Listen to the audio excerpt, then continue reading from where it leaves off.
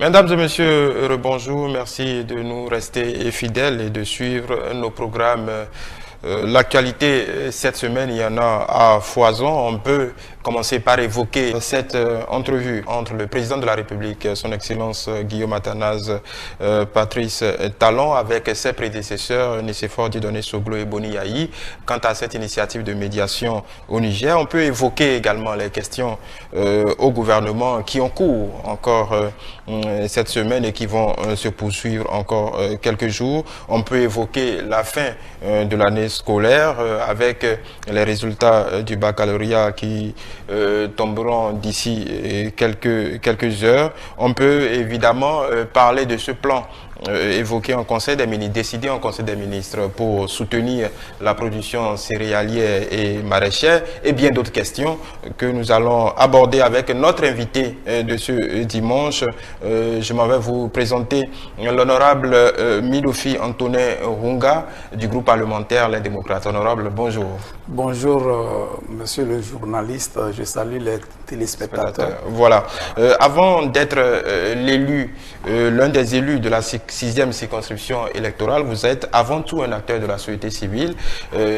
Avec à la tête de l'ONG Sonayon, vous œuvrez pour l'accès à l'eau potable, à l'électricité, principalement à Soava et à Dambo. C'est bien cela? Exactement, c'est ça. Voilà.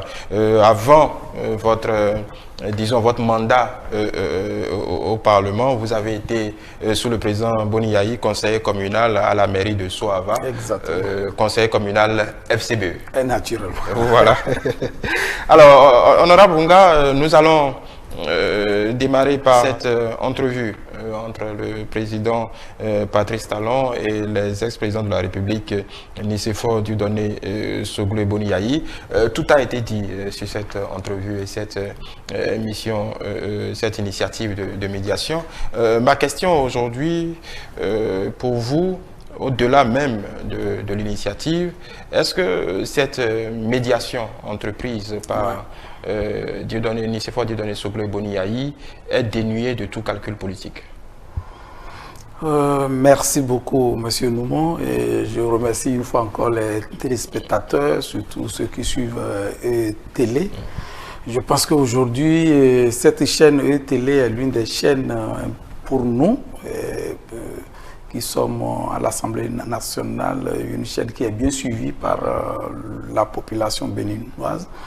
Et pour nous, qui est une chaîne indépendante qui reçoit tout le monde, je remercie beaucoup le promoteur pour cette action. Et voilà. Effectivement, la question aujourd'hui, c'est que nous avons besoin de tout le monde. Et je pense que le président Nicéphore Dieudonné Soglo, le président Yayi Boni ont vu que telle que la situation évolue aujourd'hui, il faut qu'ils s'inspirent de leur expérience et qu'ils essayent de voir comment trouver les approches de solutions.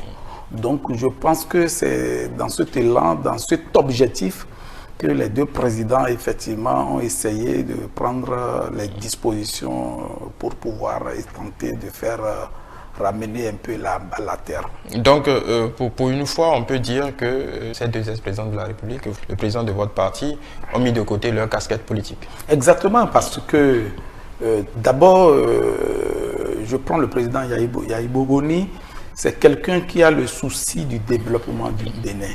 Et je pense bien que cette initiative vient exactement des deux présidents. Si c'était une action politique, je pense qu'ils auraient déjà consulté leur base, les députés que nous sommes. Ils auraient déjà consulté un peu les organes directifs du parti, mais ce n'était pas le cas. Je pense que c'était juste pour pouvoir aider le Bénin et le Niger à sortir de cette crise.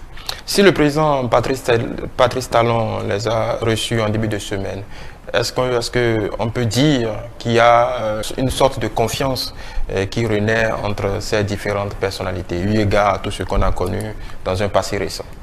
Oui, effectivement, si vous voyez la volonté des deux anciens présidents, ils sont toujours ouverts au dialogue. Depuis un bon moment, ils essayent un peu de donner des conseils au président Patrice Talon. Donc je pense qu'aujourd'hui, on peut comprendre que le président Patrice Talon a compris qu'il a besoin de ces deux conseillers, de ces deux anciens présidents, et qu'il doit les écouter. C'est l'impression que j'ai. Mais c'est difficile aujourd'hui tout de suite de dire oui, le président Patrice Talon a compris. Je pense qu'on doit se calmer un peu et voir effectivement est-ce qu'il va suivre un peu les conseils des deux anciens. Est-ce que vous pensez déjà qu'il a confiance en ces deux personnalités? Non, mais aujourd'hui, en réalité, voir depuis 2016 ce que nous vivons, ce que le peuple béninois vit, dire que le président Patrice Talon fait confiance à quelqu'un aujourd'hui, je ne crois pas. Vous pensez qu'il ne fait confiance à personne? Je ne crois pas, je ne crois pas. Et là... à raison ou à tort? Bon, à raison ou à tort, parce que je ne veux pas trop aller dans cette précision-là, parce que si vous voyez un peu les entretiens, par exemple, qu'il a eu avec le président Thomas Boni Yayi, où il les a accordé une audience avec les responsables Eric Ondete, monsieur le deuxième vice-président à Rossi, ou bien le troisième vice-président. Rossi, oui. Rossi. Et le président Nouré Nouachari. Exactement. Vous allez comprendre que ce n'était pas une discussion fraternelle. C'est plutôt un professeur devant ses élèves. Et avec cette posture, nous pensons que ce n'est pas l'option en tant que chef d'État vis-à-vis de ses prédécesseurs, vis-à-vis de ses aînés. Donc, pour nous, nous pensons qu'aujourd'hui, c'est le moment pour le président Patrice Talon de comprendre un peu la réalité.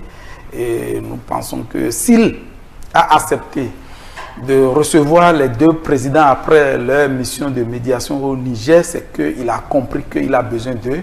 Il a compris que c'est ensemble que nous pouvons développer le Bénin. Voilà. Alors, quel est l'essentiel aujourd'hui par rapport à cette crise, à vos yeux?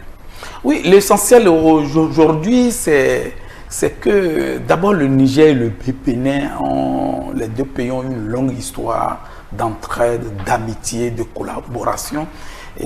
D'ailleurs, quand vous allez au nord, il est difficile de savoir réellement les limites des frontières et tout ça. Donc aujourd'hui, notre souhait, c'est que les deux pays renouent avec le dialogue et que chaque président essaie de laisser du côté un peu ce qui peut le déranger et voir l'intérêt du peuple pour pouvoir vraiment dialoguer ensemble. Je pense que c'est l'essentiel aujourd'hui et c'est ce que les deux présidents, Nicéphore Dieudonné Soglo et le président Yayi Boni, ont compris et je pense aussi que c'est leur objectif.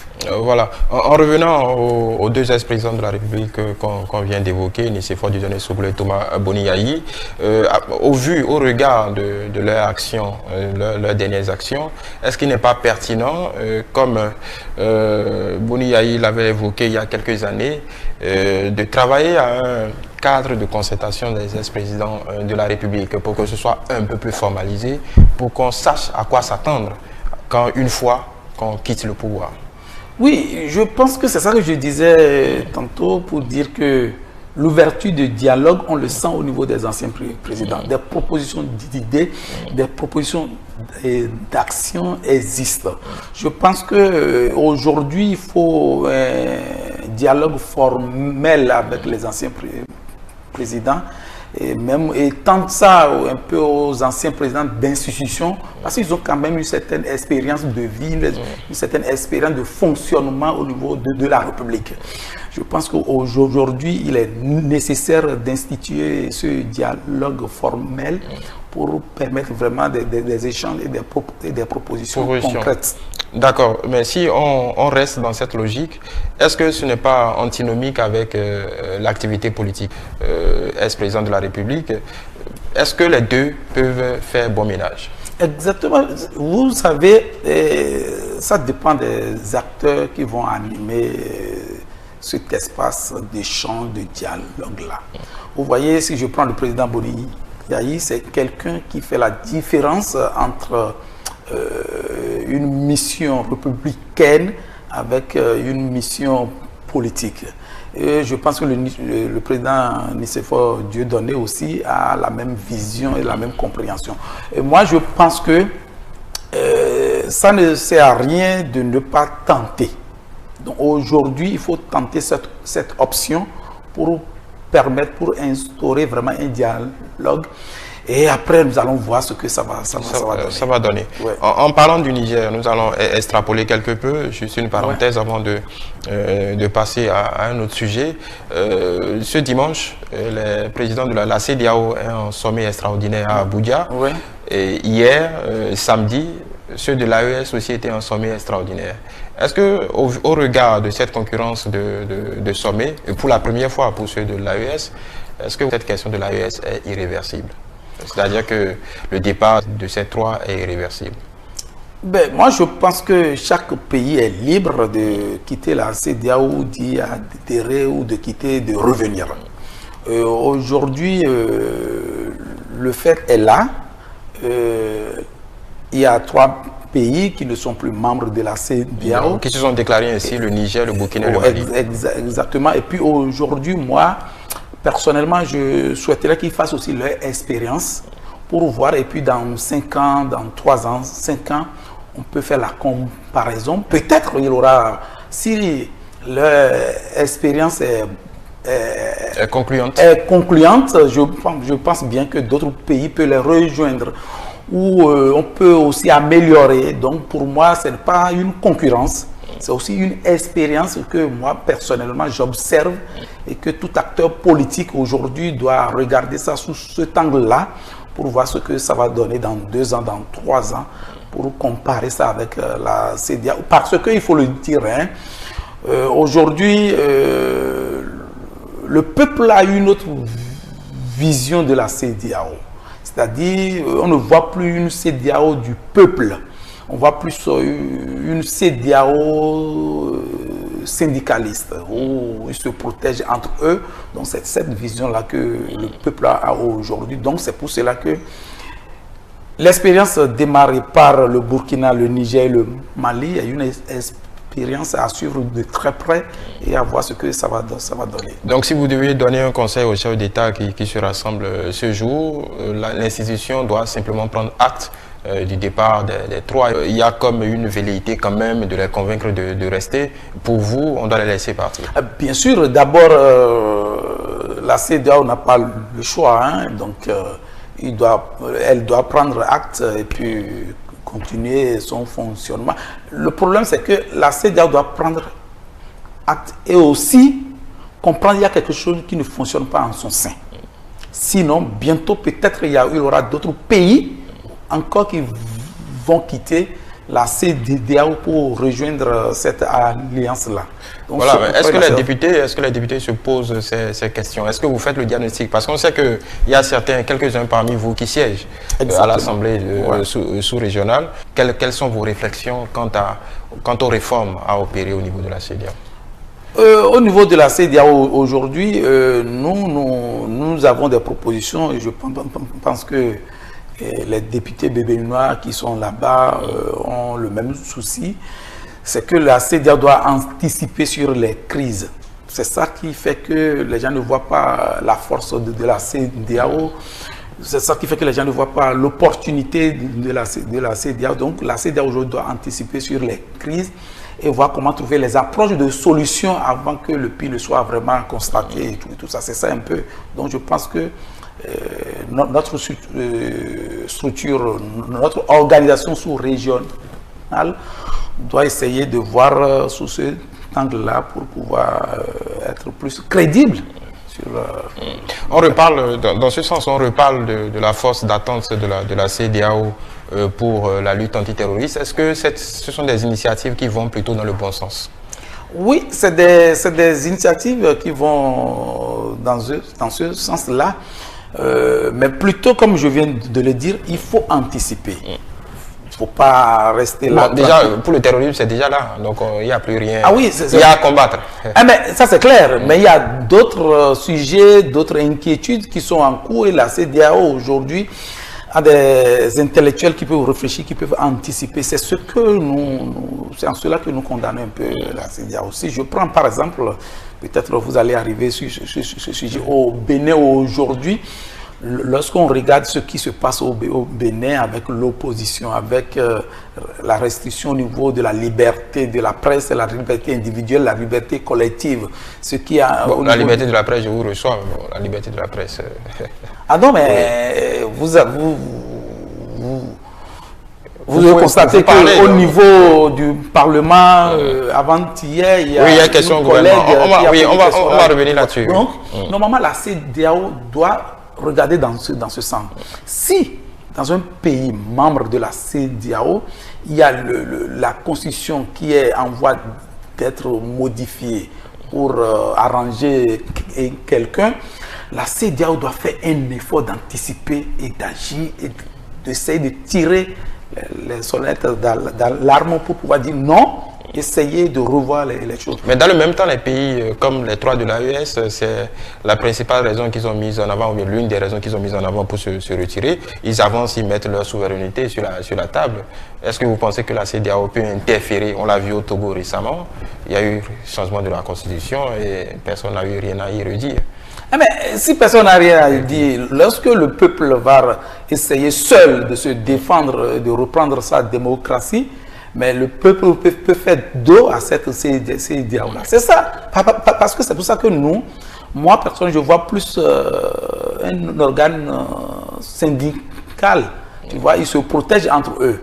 Mais par exemple, si je prends le cas du Mali, aujourd'hui, avec le djihadisme, tout ce qui s'est passé, c'est ça qui a fait qu'aujourd'hui, lorsque les militaires ont pris le pouvoir, les militants ont dit que vraiment la CEDEAO ne nous a pas aidés, on ne les a pas vus et tout ça. Comme nous avons pris le pouvoir, comme nous avons tenté nous-mêmes de récupérer des territoires, alors là, nous devons nous organiser, nous devons désormais compter sur nous-mêmes.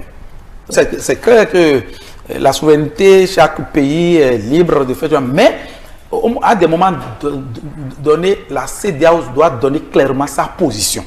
C'est ça. La CEDEAO doit au moins donner clairement sa position. Exactement, pour condamner telle chose. C'est aujourd'hui ce que nous ne constatons pas au niveau de la CEDEAO. Donc voilà la question.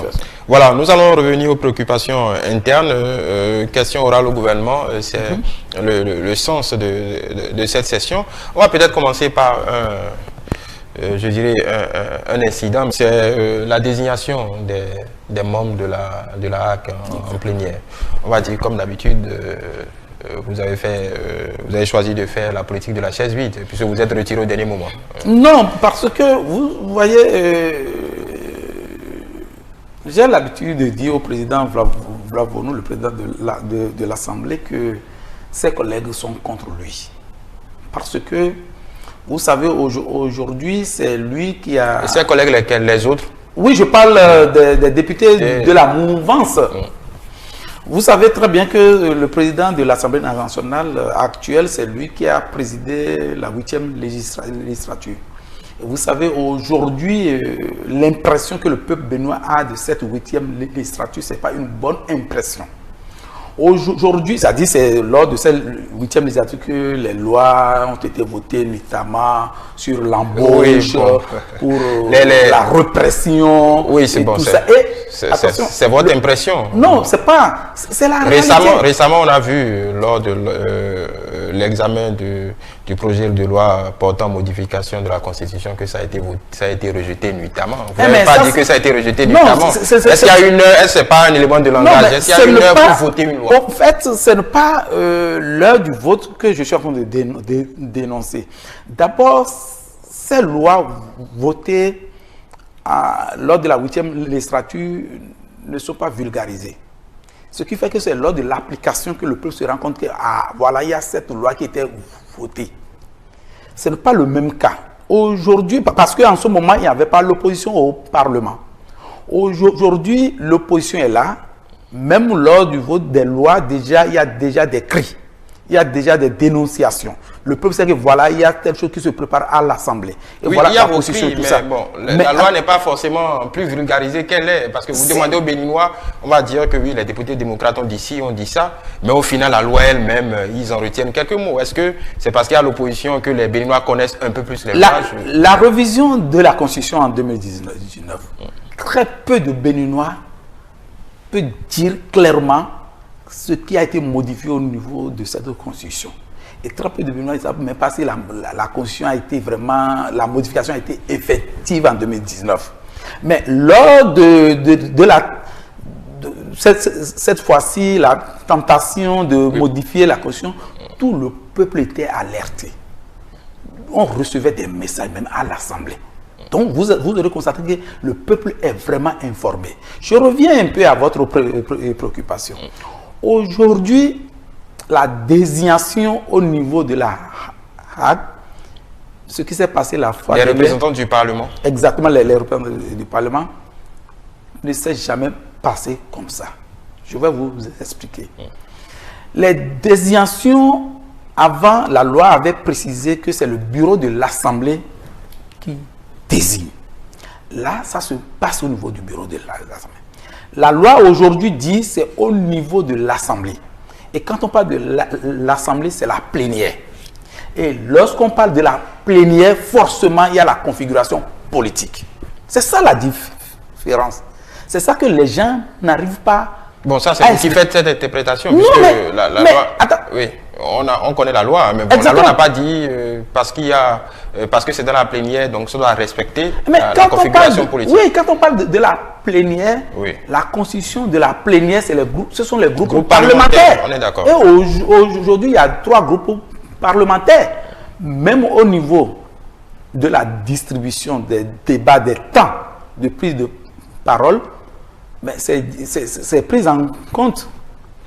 On sait que si c'est 1 heure, le BR prend 15 minutes, LD 15 minutes et le groupe parlementaire et Union progressive prend 30 minutes. Donc aujourd'hui, pour la désignation au niveau des représentants du Parlement à la Hague, on devait tenir compte de cette configuration politique. Parce que la loi a précisé, c'est l'Assemblée qui désigne. Et quand on parle de l'Assemblée, la première instance, la première structure instance, c'est la plénière. Et quand on parle de la plénière, ce sont les groupes parlementaires. C'est en cela que nous avons compris, nous avons vu que nos amis en face de la mouvance ne veulent pas respecter les tests. Honorable Midofi, est-ce que vous ne faites pas un peu plus de naïveté? Est-ce qu'on n'est pas encore revenu à ce schéma de minorité multiple et une majorité, minorité parlementaire, il y en a 2. On a déjà eu droit à ce débat. Vous vous en souvenez? On a déjà eu ce débat. Donc, pourquoi vous attendiez que ça se passe autrement cette fois-ci? Puisque ce débat a déjà eu lieu, on en a parlé longuement. Est-ce que vous ne faites pas preuve un peu de naïveté? Non. Si ce débat a eu lieu, nous sommes dans une logique et c'est la bonne logique. Quand il s'agit des commissions, justement, quand il s'agissait des commissions, c'était ce débat a eu lieu. Exactement. Et c'est cette logique-là que nous poursuivons, nous, pour dire que d'abord, il ne peut pas avoir... Si ça a échoué hier, pourquoi vous voulez que ça marche aujourd'hui? Non, parce que nous avons suggéré qu'à un moment donné, nos amis en face... Parce que la nuit peut porter conseil. Et nous voyons qu'ils savent très bien, parce que lorsque nous discutons individuellement avec nos amis, ils sont conscients de ce qui se déroule. Et nous pensons que cette fois-ci, nos amis peuvent comprendre un peu, dire voilà, nous avons déjà assez maltraité le peuple, nous avons assez maltraité déjà le groupe Les Démocrates, donc cette fois-ci, nous devons faire les choses dans les règles de l'art. Faire les choses aujourd'hui dans les règles de l'art, c'est de comprendre qu'il ne peut pas avoir 2 minorités dans un parlement. Pourquoi c'est au Bénin seul on crée ces genres de situations? Le débat a été tranché depuis. Donc vous remettez ça sur le tapis. Non, mais ça c'est clair. En connaissant l'aboutissement de... Non, on ne fait pas un débat aujourd'hui pour porter plainte, pour écrire à la Cour constitutionnelle. Mais quand même, vous savez très bien que les décisions de la Cour peuvent être critiquées. Donc aujourd'hui, nous voyons que ce débat est tranché au niveau de la Cour. Mais en réalité, ce débat continue et existe parce que dans aucun pays au monde, nous n'avons jamais vu deux minorités. Et pourquoi c'est au Parlement béninois qu'on constate aujourd'hui qu'il y a deux minorités? C'est ça un peu. Et vous-même, aux journalistes, ça doit vous interpeller. Et aussi, les professeurs qui enseignent la politique à l'université pour nos étudiants, ça pose vous en avez consulté? Quoi, les professeurs qui... Oui, ça c'est clair. Et c'est moi je dis. Est-ce qu'en réalité, c'est pas que vous n'arrivez pas à négocier avec vos collègues? Vous savez, pour la désignation à la HAC et tout ça, je fais partie des députés LD qui ont demandé la négociation. Même en plénière, j'ai plaidé. Oui, d'accord, mais la négociation ne se fait pas en plénière. Non. Avant d'arriver en plénière, comme on le dit en notre langue, chez moi en Aïzo, lorsque vous voyez un fou ambulant et tout ça, il faut savoir que ses parents ses proches ont déjà contribué à le maîtriser à la maison pendant des mois, des semaines qu'ils n'ont pas pu avant qu'ils ne sortent. Nous avons tenté la négociation. Mais qu'est-ce que nos collègues nous disent? Ils nous disent que la négociation n'est pas possible à leur niveau. À quel niveau la négociation est possible alors? Ils nous disent en haut. Et quand on voit le haut là, on sait que c'est le président Patrice Talon. Ah, ils vous l'ont dit? Clairement. Oui, parce que ce que nous a vu en direct, c'est le président Nourenou Achadé qui disait qu'ils se sont rapprochés de leurs collègues pour négocier et qu'on leur a répondu que c'était trop tard. Et c'est au moment où vous sortiez du Parlement, le président du groupe parlementaire Akhenaton a dit non, que c'est un mensonge, que c'est à la coupure entre les deux, à la pause. Une heure avant, il y a une heure qu'ils se sont rapprochés d'eux pour négocier. Ça, c'est tout le monde a regardé ça. Maintenant, qui dit vrai? Non, mais vous savez, le parti LD est un parti de dialogue. Tous les processus que vous observez à l'Assemblée, comme nous savons très bien que nous sommes en minorité, nous avons toujours tenté la négociation. Nous avons toujours tenté et demandé à nos collègues de respecter les tests. Ce n'est pas un peu de politique spectacle? Non. Puisque vous dites que vous êtes de la minorité, de toute façon, vaut mieux pas faire... du tout. Sinon, non. En fait, quand vous voyez un peu la réaction du groupe parlementaire les démocrates, c'est que lorsque nous argumentons, nous nous basons sur les articles. C'est ça un peu. Oui, comme les autres. Non, mais je viens de vous donner l'exemple de la désignation des représentants du Parlement à la HAC. Ça ne s'est jamais passé en plénière. Oui, puisque la loi a changé. La loi a changé. C'est ça. Oui. Donc, comme on parle de la plénière, oui, inévitablement, on doit respecter la configuration politique. Ça, c'est clair. Si c'est la plénière. Mais si on disait au niveau du bureau, c'est là où les choses... parce que toutes les autres fois, c'est comme ça que ça se déroule. Bon, en même temps, Honorable Mirofi, même si c'était le bureau, on se dit que vous allez vous en plaindre également, puisque les dernières fois, pour la désignation à la Cour constitutionnelle, ça n'a pas manqué. Oui. Et puis, c'est la première fois que ça se passe, parce que l'opposition n'a personne au niveau de la Cour constitutionnelle. C'est ça un peu. Oui, bon, vous n'allez pas rejouer cette séquence Éric Ndoundété, président de la République, aucun parti. Il n'y a pas de parti qui envoie à la Cour constitutionnelle. Les partis n'ont pas de représentants à la Cour constitutionnelle. Mais pourquoi on demande au parti, le bureau de l'Assemblée nationale qui envoie des si on dit le bureau de l'Assemblée envoie, on dit que le gouvernement, le chef de l'État envoie. Oui. Mais vous savez que... Oui, le chef de l'État, c'est... Oui. Exactement. Est-ce que vous savez très très bien que l'Assemblée nationale, c'est une institution de contre-pouvoir. Donc, si la mouvance seule envoie et le président envoie qui est le chef de la mouvance, quelle est la pertinence de cette loi? Quel est l'esprit de cette loi? C'est ça un peu. Et je pense qu'aujourd'hui, le Bénin a déjà une expérience au moins de 20 ans d'expérience démocratique. On doit innover. On doit faire des choses en sorte que les autres pays qui essayent de nous suivre un peu, tant aussi... Innover dans quel sens? Vous voulez qu'on amende un peu la composition de la Cour constitutionnelle? Mais on ne peut pas dire que la Cour constitutionnelle, le président désigne et le bureau désigne et que les gens de la mouvance à la Cour constitutionnelle. Parce que la Cour constitutionnelle C'est cette cour. Bon, ce n'est écrit nulle part. Parce que pour revenir sur cette question très rapidement, honorable Midofi, le constituant de 90 l'a conçu comme ça. Le président envoie, le bureau de l'Assemblée nationale envoie. Donc rien n'a changé. Mais attendez, est-ce que vous avez vu une constitution du Bénin et la Cour constitutionnelle qui est composée uniquement de la désignation de la mouvance? Non, il y a la loi. Le bureau de l'Assemblée nationale. Exactement. Même donc pour ce cas, les gens tenaient compte de cette configuration-là, même si on disait que le bureau de l'Assemblée... C'est vous qui le dites, puisque on considère que ceux qui ont été désignés à la Cour constitutionnelle, c'est le bureau de l'Assemblée nationale qui les a envoyés, y compris le vice-président Arossi. On peut le considérer. Mais est-ce qu'il était même associé? On ne l'a même pas associé. Au fait, moi, je ne veux pas revenir sur ce débat parce que... vous tenez à ce qu'on amende. On amende, vous parlez d'innovation, qu'on revoie un peu les institutions. C'est pas... Donc il faudra retoucher à la Constitution. Non, c'est que cette règle existait, mais quand même, ce n'est pas seulement les représentants de la mouvance seulement qui désignaient les gens à la Cour constitutionnelle. La règle à ce niveau n'a pas changé. Donc ça veut dire que les gens voient la loi et l'esprit de la loi. Donc en leur sein au niveau du bureau de l'Assemblée, ils essayent de... Donc il y avait des arrangements. Mais c'est normal.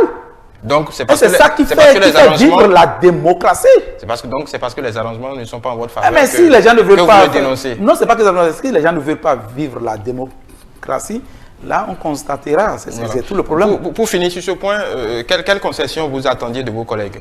Une place quand vous laissez désigner un représentant des trois. C'était concrètement ce que... Oui, mais ça c'est clair. Nous, on les laisse deux, puis nous les laisse un. C'est le minimum, c'est la règle, c'est ce qui est démocratique, normalement, parce que on sait comment fonctionnent les structures de contre-pouvoir depuis 2016. Donc aujourd'hui, l'Assemblée nationale fonctionne plutôt bien. Vous y êtes, à moins que vous considérez que l'institution à laquelle vous participez ne fonctionne pas bien. Je vais vous donner un exemple, mon cher ami. Vous savez que tout récemment, le gouvernement a initié une tournée gouvernementale. OK? On a bien dit que c'est une tournée gouvernementale. Qu'est-ce que les députés qui font partie d'une autre structure sont allés chercher dans une tournée gouvernementale? Et en ce moment... N'ont-ils pas le droit d'y aller individuellement? Individuellement comment? Oui. N'ont-ils pas le droit, un député de la 6e, n'a-t-il pas le droit d'assister à l'arrivée du gouvernement dans sa zone?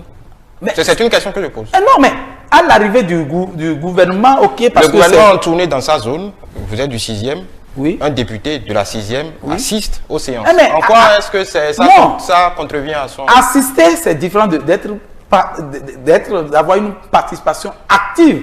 C'est ça que nous sommes en train de... Il peut prendre la parole? Non. Le problème, c'est qu'au moment de ces 2 ou 3 semaines de tournée, l'Assemblée ne fonctionnait plus. C'est ça un peu. L'Assemblée ne fonctionnait pas parce que nous étions en pleine session.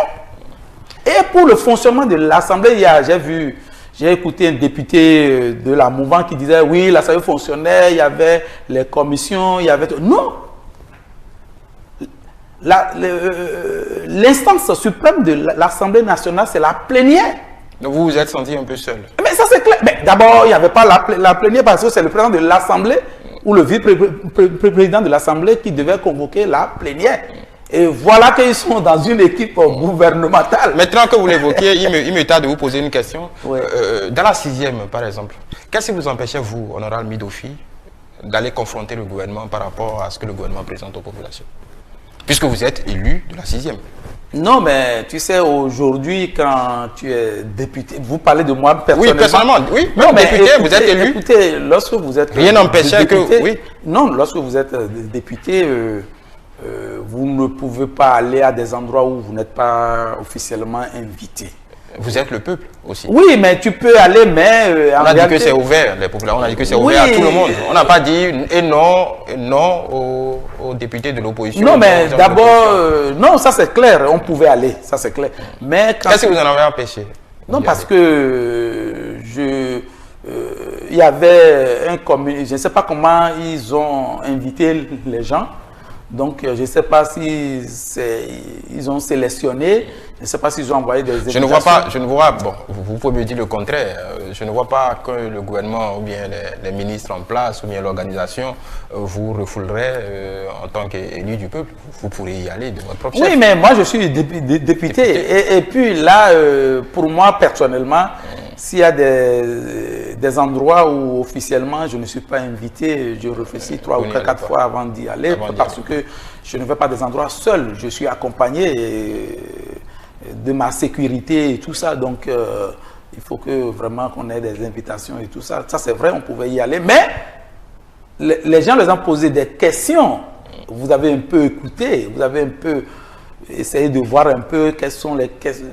Le peuple a manifesté son mécontentement. Et je pense qu'aujourd'hui, ils ont compris que le peuple est fâché. Et en même temps, n'est-ce pas le but de l'exercice? C'est pas pour aller se faire applaudir. Oui, c'est pour écouter le peuple. Exactement, mais ils n'avaient pas besoin de faire cette tournée-là parce qu'à travers les réseaux sociaux, à travers les grognes, un peu partout, je pense que le gouvernement n'était pas allé pour écouter le peuple. Ils étaient dans une mission de convaincre. C'est ça. Mais ils ont compris qu'ils n'ont pas pu vraiment atteindre leur Donc, objectif. de votre point de vue, c'était pas pour aller écouter, c'était pas pour dialoguer avec le peuple. Non, c'est pas. Oui, exactement, parce que ils voient que le peuple est fâché, donc ils ont concordé un peu certaines paroles. Donc, le peuple de la 6e circonscription est fâché en ce moment. Ah oui, ça c'est clair. Quand vous voyez un peu la commune d'Abomey et Calavi aujourd'hui, avec tout ce qui se passe, le marché de gros, les logements sociaux, tous les projets, mais attendez, bientôt en concurrence avec Cotonou, donc ils sont fâchés pour autant. Les logements sociaux, combien de personnes ont accès? C'est pas la encore commercialisation n'a pas encore commencé. C'est ça un peu. Le marché de d'où vous avez dit, Glo ou Akasato, c'est fonctionnel? Non. Quoi? C'est-à-dire, quand vous prenez la commune d'Abomey-Calavi aujourd'hui, c'est la plus peuplée commune du Bénin. Normalement, le gouvernement doit anticiper sur les infrastructures. C'est-à-dire, la population de Calavi dépasse aujourd'hui la population de Cotonou. Bon, pas loin. Mais quand même, mais Calavi continue on aura mis d'office. Vous n'allez pas dire. Non, attendez. Calavi n'est pas. Calavi, il y a plein d'infrastructures qui sont en construction. Ce n'est pas parce que ce n'est pas encore terminé qu'il n'y a pas d'infrastructures en cours. Mais il faut 10 ans pour construire un marché. C'est ça un peu ce qui me dérange, moi. Est-ce pas vous ne faites pas un peu preuve de mauvaise foi? Non, mais la réalité est là. Oui. Quand vous prenez la commune d'Abomey-Calavi, il faut que le gouvernement anticipe. Aujourd'hui, tout le monde dort à Calavi. Et là, il faut anticiper et prévoir vraiment des c'est-à-dire c'est ça gouverner. Depuis 2016, je ne vois pas. Rien n'a été fait. Je ne vois pas ce que ce gouvernement a fait de concret. Je quitte là. Je prends parce que vous êtes allé à la 6e circonscription à Zé. Rien. C'est ce qui a été fait depuis des années, tout ça. Il n'y a rien à Zé aussi. Mais dites-moi aujourd'hui. Non, c'est moi qui pose les questions. Voilà, donc c'est pour vous dire qu'il n'y a rien. Si je prends le cas de Souava, il y a 3 voies pour accéder à la commune de Souava. C'est Akasato, Souava, c'est Akasato, Aomemblon, Zivier, Lopo. Ça fait plus de 1e fois que les promesses ont été faites. Dans ce sens. Rien. Donc vous prenez que ces populations-là sont contentes. Parce qu'il n'y a rien. Mais ça c'est clair.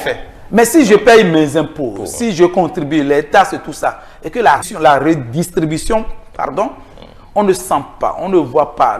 Mais la population a droit de se fâcher, hein, si vous étiez à leur place. Si vous le dites. Alors, vous tenez tellement aux médias que, en plénière question au gouvernement, vous êtes revenu quelque peu sur les conditions d'exercice de la profession. Qu'est-ce qui vous chagrine très concrètement à ce niveau? Voilà. Je voudrais d'abord préciser. Lorsqu'il y a question orale au gouvernement, il faut savoir qu'il y a quelque chose qui ne va pas. Ça veut dire que l'auteur de cette question a quelque chose à dénoncer, veut attirer l'attention du gouvernement sur un fait, sur le sujet. Et je voudrais vous rappeler que cette question orale, l'auteur, c'est une collègue de la mouvance qui a posé la question. La question, oui. Et l'objectif, c'est de dénoncer un peu les conditions de vie, de fonctionnement du métier, du journaliste, des médias, des chaînes et tout ça. Et l'explication du ministre qui était là, c'était dans des projets. Le gouvernement a prévu de faire ça. Le gouvernement a prévu de faire ça. Le gouvernement dit qu'il va faire ça. Est-ce qu'à moins de 2 ans de fin de mandat, on peut rester toujours dans des projets? Non. On doit aller vers le concret. Et puis aujourd'hui... Oui, quel est ce concret que vous attendez concrètement, oui. Parce que nous, ça nous intéresse. Quel est le concret que vous voulez? Par exemple, si je prends la distribution des cartes de presse, aujourd'hui, cette attribution des cartes de presse et tout ça n'est pas bien organisée. Aujourd'hui, on voit que c'est les journalistes les plus dociles qui ont accès à ça, ou les chaînes de télévision ou de radio qui ont une ligne éditoriale. Vous avez des données? Qu'est-ce que vous appelez? Non, mais est-ce que vous avez des données? Non, mais quand je dis les plus dociles, vous savez très bien de... Non, moi je ne sais pas. Je ne sais pas. C'est-à-dire oui, ceux qui... Moi, je suis avec vous. Bon, comment ça se voit? Ça se lit non, sur la tête? Vous me voyez comme un journaliste docile ou un journaliste... Parce que ce que vous dites est un peu grave, parce qu'on dit on ne donne pas la carte de presse aux journalistes dociles. Il faut avoir des données. Il faut avoir des journalistes qui disent on n'a pas eu parce qu'on est contre le gouvernement. C'est vrai que si vous voyez les chaînes de télévision ou de radio qui sont fermées aujourd'hui, si on vous donne les... Oui, mais ça n'a rien à voir avec la carte de presse. Non. Il y a plein de collègues de golf, vous parlez de golf, qui ont leur carte de presse. Donc ça n'a rien à voir avec la carte de presse. Fermer la chaîne n'a rien à voir avec la carte de presse. Ça existe encore? C'est ça aussi, non? Si je parle ça c'est une autre question. Non, si je parle c'est un exemple. Oui. Je peux aller sur les chaînes de radio qui sont fermées. Ce sont des chaînes... Est-ce qu'il n'est pas plus facile pour l'Assemblée nationale d'interpeller, par exemple, l'institution, la HAC, qui, de façon précise, est impliquée, ou du moins, a procédé à cette décision? Est-ce que ce n'est pas plus simple? Vous êtes l'Assemblée nationale. C'est clair. On a adressé une question à un collègue. La ministre ne travaille pas à la HAC. Non. La ministre n'est pas la patronne de la HAC. Non, mais nous, on n'adresse pas des questions orales à des institutions. On ne peut qu'adresser nos questions orales au gouvernement. Donc vous êtes d'accord avec moi que la ministre, sur la fermeture d'une chaîne de télévision, ne peut pas vous répondre? Si. Elle n'est pas la HAC? Non. Le problème, c'est quoi?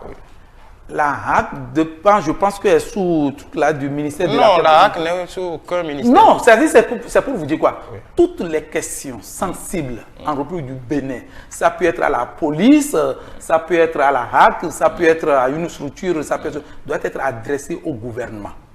Et le gouvernement est censé de venir apporter des réponses. Oui, mais encore... Mais maintenant, avant de sur cette question, c'est la loi qui le dit.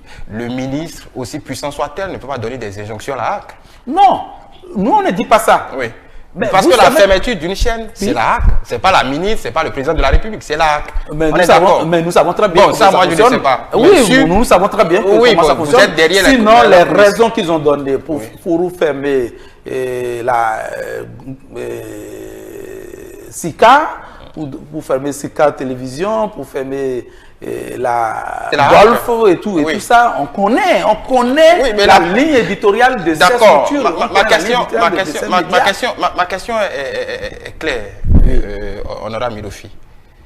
Vous posez ces questions-là spécifiquement au gouvernement. Exactement.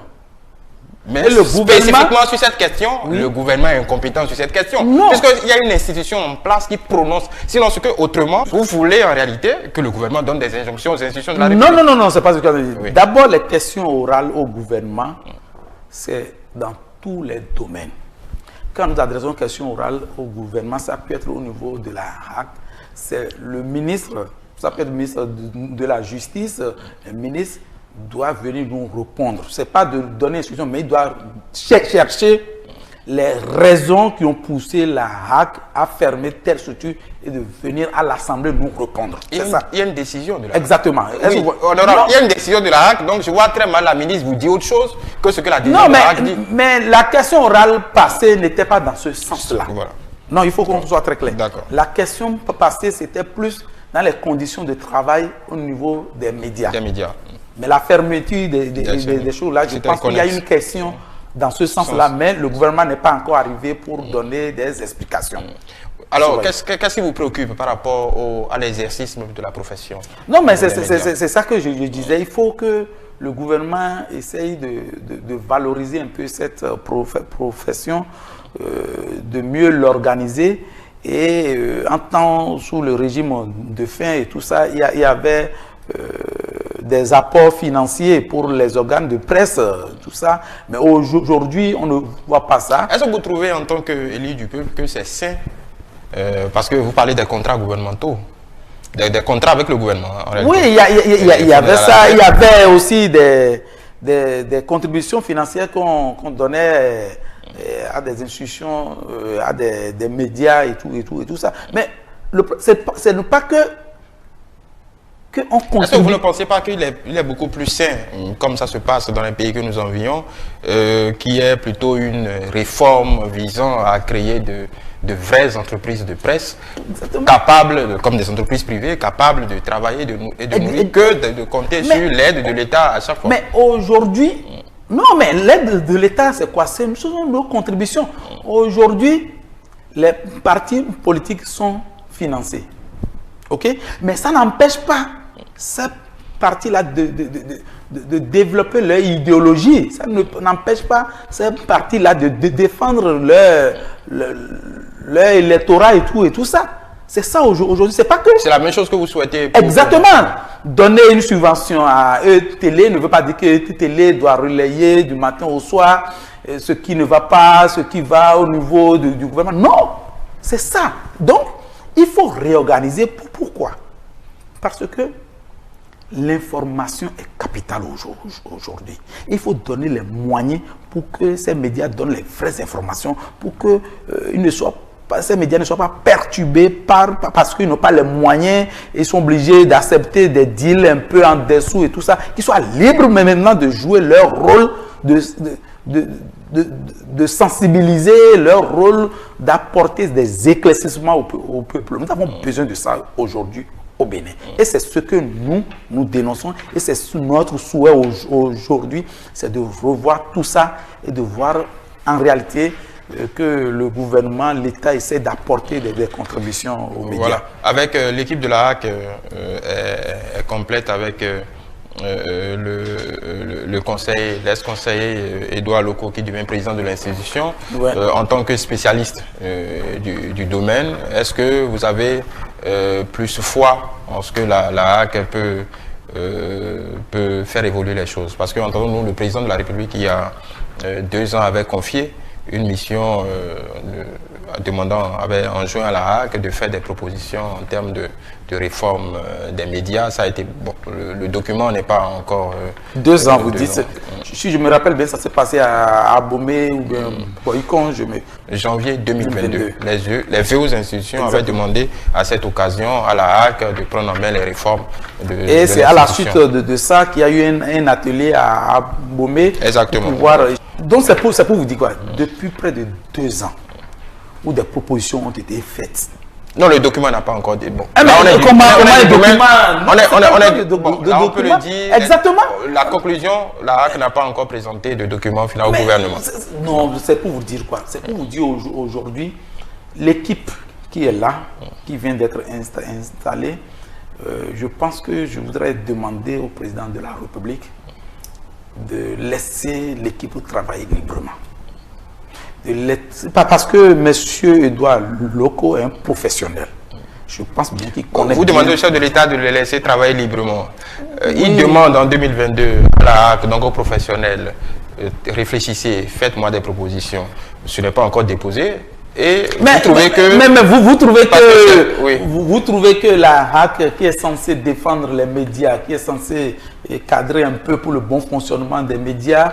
Le chef de l'État leur demande de faire des propositions concrètes pour l'amélioration des conditions de vie, de travail, des journalistes, des médias et tout ça. Et que depuis 2 ans, ils sont incapables de déposer le... Non, ce n'est pas là le problème. Le problème est ailleurs. Et moi, je pense vous ne pensez pas qu'il y a beaucoup de travail à faire? Non, moi, je ne pense pas. Et c'est pour ça que je voudrais demander à la nouvelle équipe de la HAC aujourd'hui de prendre vraiment des décisions courageuses. Donc en réalité, pour vous, c'est le président de la République qui est à la base de tout. Ah, mais peut-être parce que... Est-ce que ce n'est pas très commode de l'accuser de tout, de le rendre responsable de tout? Non, mais c'est pas parce que ce que je ne peux pas comprendre, vous ne pouvez pas me dire que la HAC est incapable de déposer un rapport depuis plus de 2 ans, un rapport qui va améliorer des propositions, tout ça, c'est pas possible.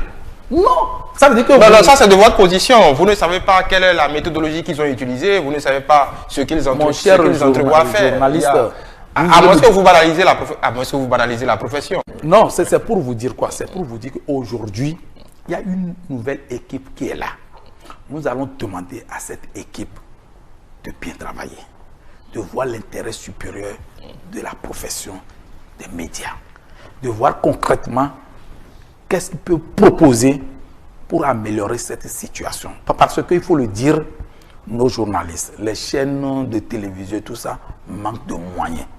Et c'est eux qui sensibilisent le peuple. Est-ce que vous voyez? C'est-à-dire qu'ils jouent un rôle d'éducateur. Et on doit les accompagner. Si on accompagne les partis politiques, si on accompagne tout ça, pourquoi ne pas accompagner les médias? Nous, c'est notre demande.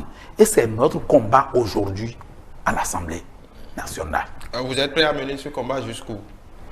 Mais jusqu'au... C'est-à-dire quoi? Nous, aujourd'hui, à l'Assemblée, nous essayons de dire ce que nous pouvons, parce qu'effectivement, nous n'avons pas la majorité. Et nous essayons chaque fois de sensibiliser. Et je pense que vous aussi, journalistes et tout ça, les députés sont des gens avec qui vous vivez à tout moment. Il faut les sensibiliser aussi. Bon, pas tous, parce que quand on les invite tous, ils ne viennent pas souvent.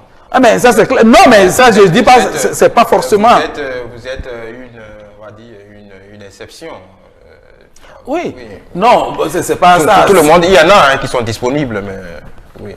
Non, mais si vous... On ne peut pas parler de... Non, moi je pas dire ça à la majorité. Moi, je vais vous dire quelque chose clairement. Si vous invitez... Sans vouloir vous arrêter, vous savez, le premier ferment du travail d'un journaliste, c'est l'information. Exactement. Alors, quand on a des personnalités qui ne veulent pas parler... Non, c'est pas qu'ils ne veulent pas parler. Aujourd'hui, si vous invitez un député de la mouvance de venir défendre le régime, c'est impossible, parce que il faut trouver les...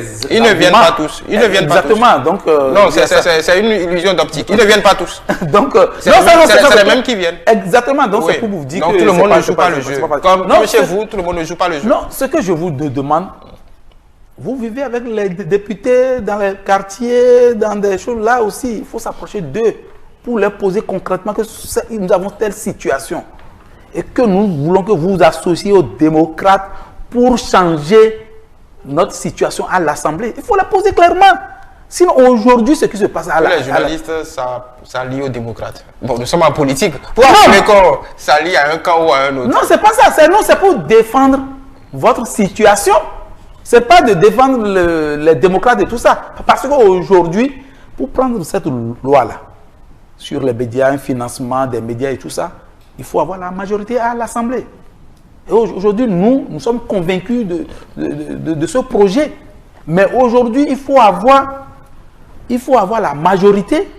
Oui, en même temps, vous le dites, c'est une de vos collègues de la mouvance parlementaire, de la majorité parlementaire qui a posé le problème. Donc on peut supposer que c'est une préoccupation commune. On suppose, hein, on suppose. Parce que quand vous voyez un peu la réponse du ministre à cette question-là et tout ça, et ce que nous avons réagi, et quand vous voyez sa réponse, c'est pourquoi j'ai demandé à notre collègue là, vraiment elle est courageuse, mais il faut qu'elle continue d'être courageuse jusqu'à la fin. Elle ne peut pas dire qu'elle est satisfaite des réponses que le ministre vient de donner en projet, alors que dans 2 ans, cette équipe...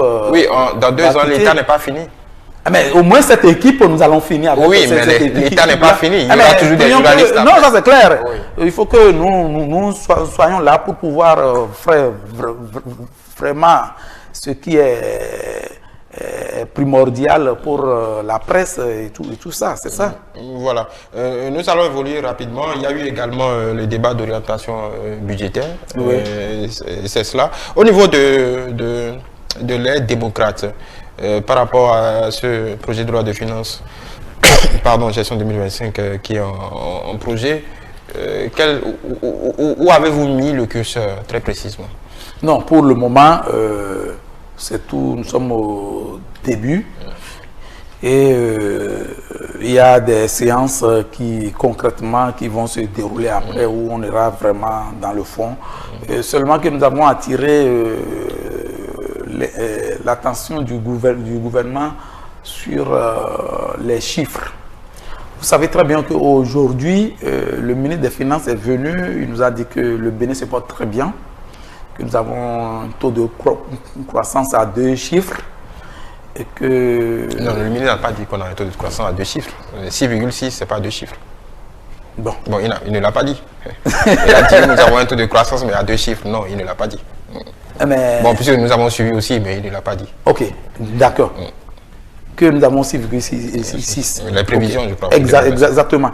Et qu'aujourd'hui, quand nous vivons la situation, nous voyons que ce que le ministre dit, que le Bénin se porte très bien, est en déphasage avec ce que nous constatons. Et que les produits alimentaires cultivés au Bénin le prix continue de grimper. Et qu'aujourd'hui, les Béninois mangent très peu. Et que quand ils nous disent que nous sommes appréciés par les institutions internationales et que les Béninois ne vivent pas ça, nous, ça nous pose des questions. Et on lui a demandé les chiffres. Les chiffres là sont fabriqués où? Sinon, aujourd'hui, ça ne va pas. Donc, nous avons attiré leur attention sur ça et que nous pensons qu'ils vont l'améliorer pour le budget de 2025 et c'est notre souhait. Les subventions annoncées pour le budget 2024, aujourd'hui, les producteurs, tous ceux-là n'ont pas vraiment eu accès. Vous avez eu des chiffres? Mais attendez, ce n'est pas des chiffres. Nous sommes en contact avec la les subventions. Jusqu'à preuve du contraire, puisque nos rédactions ont vérifié tout au long de l'année, jusqu'à preuve du contraire, le sac d'engrais s'est effectivement vendu à 14 000 et quelques. C'est ça, c'est le fruit d'une subvention. À moins que des producteurs n'ont pas eu accès à ces intrants. Au moins ça, c'est palpable, puisque ces subventions-là, tout au moins, sont palpables sur les intrants. Non, mais attendez. Les intrants pour produire quoi? Parce qu'aujourd'hui, il faut que le producteur choisisse ce qu'il veut produire. C'est ça un peu. Et puis aujourd'hui, on ne peut pas les orienter seulement vers le coton. C'est ça qui crée des difficultés. Aucun gouvernement ne peut forcer les producteurs à choisir le coton. Mais monsieur le journaliste, j'ai l'impression que il peut y avoir des vous n'êtes plus en République du Bénin. Non, il peut y avoir des incitations. Il peut y avoir des incitations. Mais je vois difficilement un gouvernement obliger les gens à mais c'est ça, lorsque les engrais, c'est pas les mêmes, ça ne sert pas au même produit. Oui. Lorsque vous facilitez l'engrais pour tel produit, et que vous ne facilitez pas pour d'autres produits, ça veut dire que vous les orientez vers un produit. Donc il n'y a pas eu d'engrais. Ce que vous dites, c'est qu'il n'y a pas eu d'engrais pour le maïs. Au fait, c'est pour vous. Mais attendez, et pourquoi le maïs coûte cher? Bon, d'autres vont dire que c'est parce que les coqs, les poules sont en train de manger et tout ça. Oui, mais on a connu des poules. Vous avez parlé des subventions. Oui, donc ça dit que les producteurs du maïs aussi ont eu droit aux subventions. Mais pourquoi le maïs coûte cher? Ça, c'est une autre question. Je n'en suis pas sûr. Non, mais c'est pour vous dire quoi? Parce que quand vous dites que bon, les subventions annoncées n'ont pas été données, n'ont pas été faites, est-ce que vous avez fait un travail? Mais c'est les producteurs qui le disent. C'est pas nous. Et quand vous allez à la base, ils vous le disent. Vous avez fait un travail spécifique là-dessus au niveau des démocrates? Qu'est-ce que vous avez travaillé? Oui, parce que, encore une fois, avec eux, non? Comme nous. Mais c'est ça. Encore une fois, la différence peut-être entre vous et moi, c'est que vous êtes élu du peuple, vous êtes à l'Assemblée nationale. Donc, entre ce que moi je dis et ce que vous dites, à la limite, sauf votre respect, oui, bon, les gens ont dit. Est-ce que vous avez un travail que vous pouvez soumettre et dire si un produit coûte plus cher, si les produits... Ça, c'est le constat que nous faisons tous. Mais il faut chercher les causes. Et nous avons compris que l'une des causes, c'est ça. C'est ça aussi. Les subventions ne sont pas allées réellement aux producteurs. Aux producteurs. Ça, c'est clair. S'il y a quelqu'un du gouvernement qui veut contredire, qui veut... Et les subventions sont allées où Ah, mais ça, il faut vraiment une enquête parlementaire. Ah, donc vous avez fait l'enquête pour savoir que les subventions ne sont pas allées aux producteurs. Quand on parle d'une enquête parlementaire, c'est plus structuré que moi, en tant que député, je vais voir. Pour savoir là où est allé vraiment... Là où sont allées les subventions et tout ça, il faut une enquête parlementaire. Donc ce que vous annoncez, c'est une enquête parlementaire Non, mais c'est le constat fait sur le terrain. Et quand vous discutez avec les producteurs, vous leur posez la question, est-ce que vous avez reçu tel fonds? Non, que nous n'avons pas reçu. Mais les fonds, effectivement, sont allés où? Là, on ne peut pas aller voir le ministre pour demander les fonds. Là, oui, mais vous avez le ministre à l'Assemblée nationale. Encore une fois, tel que vous l'expliquez, ce ne sont pas des subventions directes. Ce n'est pas qu'on remet de l'argent au producteur. Mais si le truc là n'est pas subventionné, les engrais... Donc vous dites que les engrais n'ont pas pour vous... Dans tous les cas, ceux avec qui nous avons, moi personnellement, j'ai échangé, discuté, ce n'est pas concret. D'accord, parce que cette semaine, le gouvernement en Conseil des ministres a décidé d'un appui de 10 milliards pour renforcer quelque peu la production céréalière et maraîchère. Est-ce que vous convenez que c'est une bonne décision au regard du contexte? Mais aujourd'hui, moi, je pense que ce gouvernement est plus dans les projets que dans la concrétisation. Vous avez bien dit qu'ils ont annoncé un montant en 2024, au début en 2023. Il y a des subventions également. Et qui ont été annoncées. Et c'est ça que je viens de vous démontrer que le concret n'a pas été réalisé. Je viens de vous le dire. Oui. Et j'attends celui qui va me dire le contraire, démontrer le contraire. Aujourd'hui, ils viennent d'annoncer aussi un montant. Bon. Notre souhait, c'est que ça soit concret. Sinon, si c'est aussi ce qui s'est passé en 2023, là, c'est vraiment malheureux. On a l'impression quelque peu qu'au niveau des démocrates de votre groupe parlementaire, vous êtes quelque peu résignés. Parce que, question au gouvernement, est-ce que vos moyens de contrôle de l'action gouvernementale sont si limités que ça? Puisque sinon, vous avez la capacité d'avoir l'information concrète. Oui, mais vous savez... Parce que vous parlez d'enquête, de commission parlementaire pour enquêter sur tout cela. On est en fin 2024. Mais pour faire une enquête parlementaire, il y a un processus. Il faut avoir la majorité, il faut que l'Assemblée vote ça, il faut que l'Assemblée soit d'accord sur ça. C'est ça le problème. Essayez tout au moins de convaincre vos collègues là-dessus. Est-ce que, ça dit, ce qui se passe à l'Assemblée nationale aujourd'hui, ce n'est plus le raisonnement. Ça, moi, je vous l'ai dit. Et c'est pourquoi j'ai dit la fois dernière aux collègues de la mouvance. Le plus raisonnement, est-ce que c'est pas... Non, c'est pas grave ce que vous dites. S'il n'y a plus de raisonnement, c'est que... Bon, non, c'est aujourd'hui, clairement, c'est la position politique qui domine. C'est-à-dire quoi? Même si vous apportez des arguments, lorsque vous donnez des arguments concrets, ils ont une position fixée. Et c'est cette position-là, malgré ce que vous allez dire, malgré tout, la majorité est là pour vous bloquer. C'est ça. Peut-être à leur entendement, ils ont d'autres arguments plus pertinents. Mais quand vous suivez un peu les débats, vous voyez un peu leurs arguments. En réalité, je ne veux pas dire que ça ne tient pas, mais quand même, il y a quelque chose qui ne va pas. À votre entendement? Non, mais ça c'est clair. Quand nous pensons, par exemple, à la situation... au niveau de la loi d'amnistie et tout ça que les démocrates ont proposé et tout ça, moi je ne vois pas l'argument qui peut empêcher que nous, députés, que nous donnons cette loi d'amnistie pour faire sortir des prisonniers politiques comme Joël Aïvo, comme Rikiat Madoukou, les étudiants qui meurent vraiment en prison et qui sont là et qui n'ont pas soin, qui n'ont pas droit aux soins de santé et qui décèdent à l'hôpital menottés. Mais aujourd'hui, c'est criminel. qu'un détenu politique, un étudiant, on lui refuse les soins, juste à la ministre de santé à la dernière minute. Oui, bon, ça c'est ce que vous dites. On n'a pas encore eu le fin mot de l'organe pénitentiaire. Il n'y a pas eu de réaction par rapport à... Mais il ne peut pas avoir eu une réaction contraire. Nous avons fait une fois, vous êtes à l'Assemblée nationale, vous pourrez plus interpeller le ministre de la Justice à ce sujet. Ah, bien sûr. Mais le problème, c'est quoi? L'Assemblée fonctionne d'une manière que s'il n'y a pas la bonne volonté de ceux de la majorité de jouer pleinement leur rôle, il vous sera difficile que vos questions orales pertinentes soient programmées.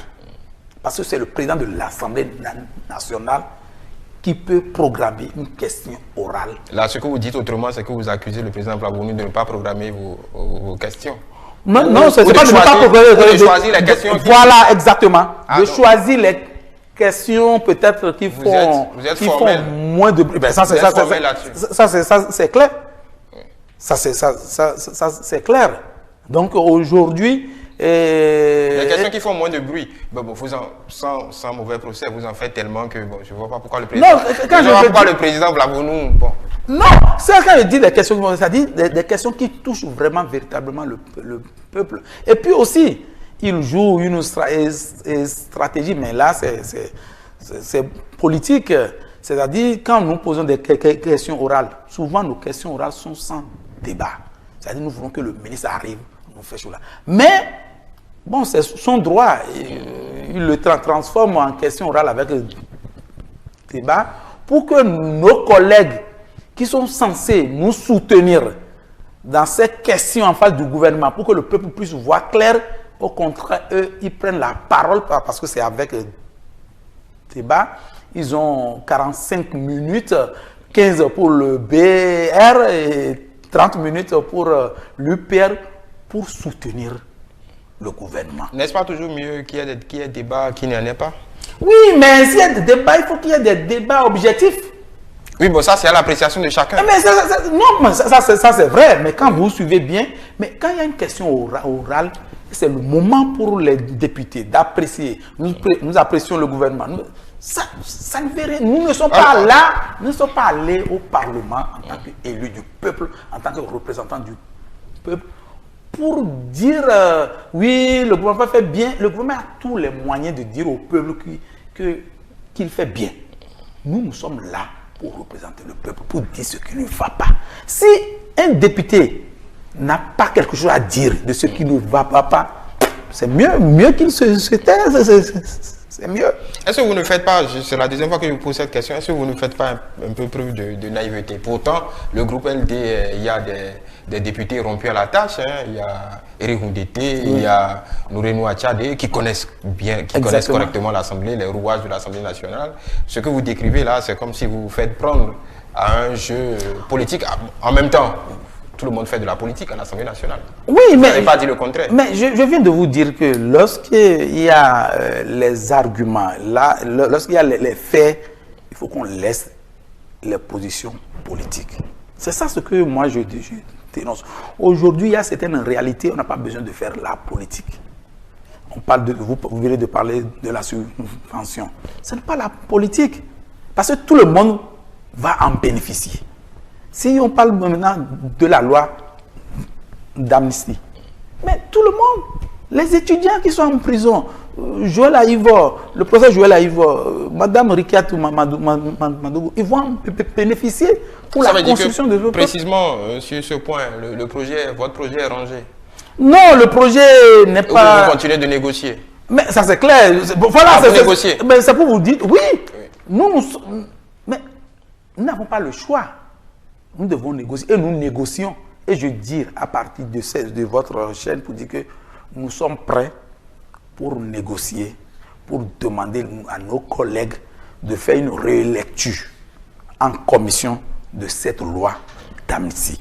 S'il y a des choses qu'ils suggèrent qu'on peut mettre dedans pour qu'ils nous accompagnent ou bien qu'ils accompagnent, il n'a qu'à nous les proposer et en commission, nous allons travailler là-dessus. C'est ça. Mais il ne faut pas qu'ils disent qu'après que oui, la négociation, on est venu en retard, on a fait tout ça. Ce n'est pas sérieux. C'est ça. Bon, en même temps, vous le dites sur ce plateau, encore faut-il aller le dire dans vos couloirs, là où vous vous retrouvez. C'est pour te dire quoi, mon cher ami, c'est qu'on ne cesse pas de le dire dans les couloirs. Et après, ils vont venir vous dire qu'on ne l'a pas dit. C'est pourquoi je ne passe pas ici pour le dire. Je dis au président vous ne trouvez pas du groupe le parlementaire. Bon oui. Peut-être que vous ne trouvez pas le bon ton. Mais si c'est ça, prêtez-moi ici le bon ton. Je ne suis pas parlementaire. Non, mais c'est pour dire quoi. Je m'adresse au président du groupe parlementaire UPR, au président du groupe parlementaire BR. Aujourd'hui, cette loi n'est pas encore arrivée à la plénière. C'est au niveau de la commission que la commission a fait son rapport et a proposé le rejet. Ok, donc ce n'est pas encore arrivé à la plénière. Je souhaiterais qu'on essaye de se revoir pour faire des propositions concrètes, pour voir ce qu'on peut mettre dans cette loi pour que cette loi puisse être acceptée à l'Assemblée nationale, pour que les prisonniers politiques, pour que ceux qui sont en exil, je parle bien sûr de Dianotin et tous les autres communes coutiers, tous les autres puissent rentrer pour servir leur pays. C'est ça ma demande. Voilà. En parlant de relecture, on entend également dans vos rangs que vous insistez également pour la relecture du code électoral. Ah oui, aujourd'hui, ce n'est pas seulement que nous insistons, il faut que nous essayons de revoir ce code électoral. Vous savez, aujourd'hui, tel que le code électoral est... Vous ne l'avez pas encore expérimenté? Oui, vous savez, lorsque vous êtes en face d'une situation et que vous voyez une loi, vous pouvez déjà prédire ce qui peut se passer. Je vous donne un seul exemple. Il y a un article du code qui dit, au niveau des élections législatives, que pour avoir droit, pour les partis, pour avoir des députés, il faut que ce parti ait 20% dans toutes les circonscriptions électorales. Oui. Aujourd'hui, attendez, oui. Aujourd'hui, nous sommes à l'Assemblée 3 partis. Et c'est 10% au niveau national qui a limité à 3 partis. 10%. Et voilà que dans la nouvelle loi que nous allons expérimenter, comme vous le dites, en 2026, pas de 20% au niveau de chaque circonscription électorale. Ça veut dire quoi? Le nombre de représentants de partis à l'Assemblée nationale peut être 0. Et aujourd'hui, quand on prend les élections législatives passées, aucun parti, je dis bien aucun parti n'a eu les 10%, les 20% dans toutes les élections. Et mieux, dans les grandes démocraties, les partis ne sont pas forts sur toute l'étendue du territoire. Il y a des partis, quand je prends les partis aux États-Unis, il y a des endroits, ils sont plus forts, il y a des endroits, ils ne sont pas forts. C'est comme ça. Et pourquoi on veut inventer ça en République du Bénin? Vous avez eu combien, les LD ont eu combien dans la 6e circonscription? Aux dernières législatives, non, en termes de pourcentage. Bon, on est allé à, je pense, à 46%, 46%, ça. Donc vous avez doublé le score dans votre... Non, mais ça c'est clair. Oui. Mais il y a des endroits où on n'a pas eu de députés. C'est ça. Il y a des circonscriptions où on n'a pas eu de députés. La même chose, il y a des circonscriptions que nos amis aussi n'ont pas eu de députés aussi. Donc pour vous, ce défi n'est pas gagnable. Mais d'autant plus que du côté des démocrates, vous venez de me dire, la population est fâchée. Donc on peut supposer que ce soit un boulevard pour les démocrates. Mais le problème... À moins que vous ne soyez pas trop confiant. Non. Attendez, je vais vous dire. C'est pas là le problème. Même le problème ne se pose pas à nous, à notre... Donc vous n'avez pas de problème. Attendez d'abord, je vais vous expliquer. Oui. Même nous, on sait que le peuple est avec nous. Et aujourd'hui, le problème ne se pose pas trop nous, à notre niveau. Mais le problème est où? Si un parti décide d'empêcher un autre parti d'avoir les 20% dans toutes les circonscriptions. Il peut l'empêcher dans une seule circonscription. Comment se fait si le peuple est avec vous? Comment un autre parti? Non, mais le peuple est avec nous, mais tu sais... Mais vous voulez de le dire, si le peuple est avec vous, donc non, mais aucun parti ne peut vous empêcher d'y aller. Quand on dit le peuple est avec nous, on parle de la majorité. C'est ça le problème. Mais la majorité ne peut pas être constatée par toutes les circonscriptions. C'est ça un peu. Vous voulez donner l'exemple de la sixième. Je suppose que le peuple est avec vous partout. Ou à moins que le peuple ne soit pas avec vous partout. Non, c'est pas que le peuple n'est pas avec nous partout, mais peut-être pas au même niveau proportionnel. Et puis aussi ce qui va être là, et je pense que l'Église catholique aujourd'hui a vu loin, est en train d'anticiper et tire déjà et essaye déjà d'informer le peuple pour dire ce qui se prépare en 2026. On doit déjà se réunir pour pouvoir trouver les approches de solutions. On suppose qu'en 2026... en même temps, ce n'est pas l'Église qui vote au Parlement. Donc, non, mais ils sont dans leur logique de veilleurs, c'est-à-dire de veiller vraiment, d'attirer l'attention des politiciens, des institutions et tout ça. Parce que le plan, c'est quoi? On risque de ne pas avoir un Parlement en 2026. Pas parce qu'au moment où aucun parti n'aura les 20% dans toutes les circonscriptions, dans ce cas, on fait comment? Alors qu'aucune loi ne prévoit cette option aujourd'hui. Est-ce que là, vous ne choisissez pas de faire peur simplement aux populations? Non, mais on a dit...